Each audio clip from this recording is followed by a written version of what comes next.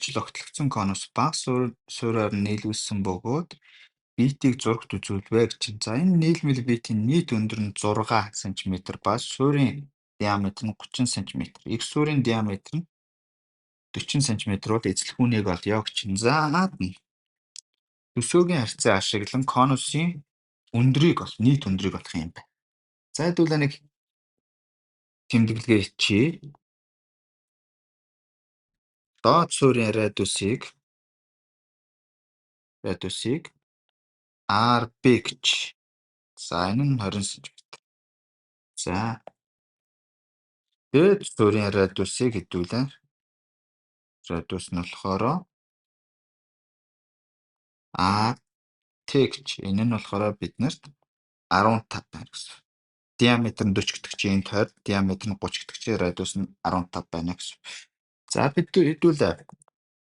Өндөр нь болохоор биднэрт за энэ нь HF гэж. Өндөр нь 3 см. За энэ дээр өнө төсөөгийн харьцаа ашиглаж төсөөд гурвалжны шин чанар ашиглах юм бол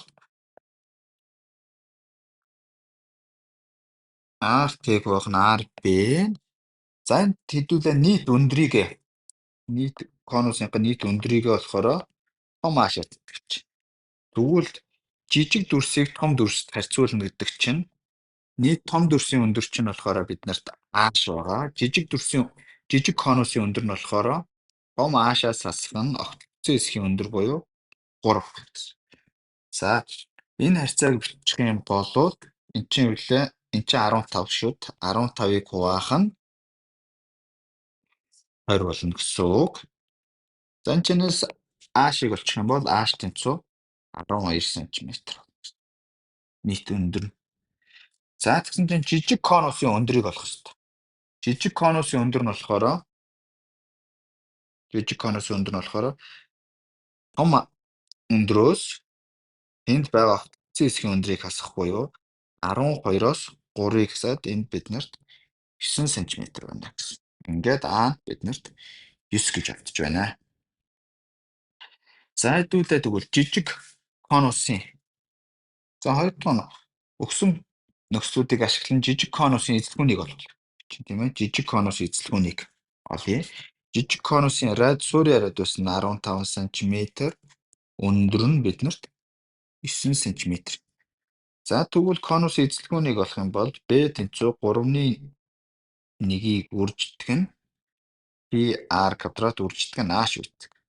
Тэгвэл 3-1-ийг үржигдэх нь PR нь болохоор биднэрт 15, өндөр нь болохоор 9. За энийг бодчих юм бол энэ хоёрын хоорондоо хуваагдаа 3 225-ыг 3-оор ичгээр 675 p см куб.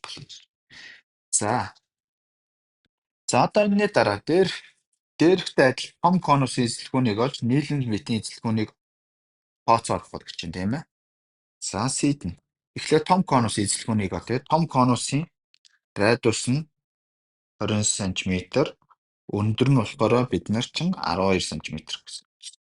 За эзлэхүүнийг олох юм бол 3-1-ийг үржин PR квадрат H шүд P-г үржигдэх нь 20-ийн квадрат үржигдэх нь H нь 12 гэсэн.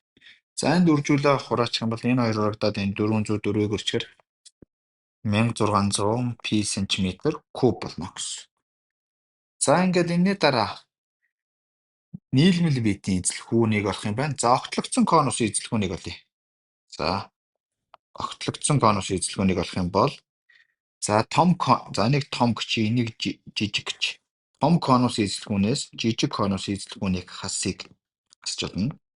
Тэр 1600 p см кубээс хасах нь 675 p см куб. Ингээ хасчихаар 925 p см куб болно. За тэгвэл нийлмэлийн метр маань 2 ижил огтлогдсон конус байгаа учраас B тэнцүү 2-ыг үржигдэх нь 925 p см куб буюу 1850 см куб болно. За энэ маань 1850 гэсэн. Ингээд бидний бодлого тусч байна.